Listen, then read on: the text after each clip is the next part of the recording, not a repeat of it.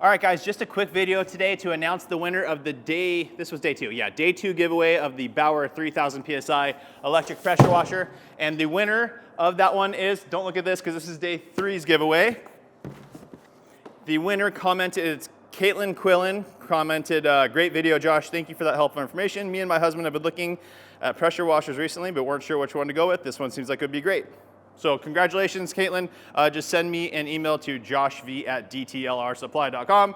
We'll get your shipping information and we will get it out to you. Now, going on to day three, the day three giveaway. I haven't reviewed this yet. I will be reviewing this tomorrow and also announcing the winner of it tomorrow. We're gonna try it that way, so that way it's, yeah. No, maybe we'll do it, I haven't decided yet, but we will be giving it away. And it is the brand new Adams Pressure Washer 3.0. And this is the basic kit. So you get a 40-foot, their Superflex pressure washer hose, which is a steel braided hose with a thin diameter that's very, very flexible. Great hose.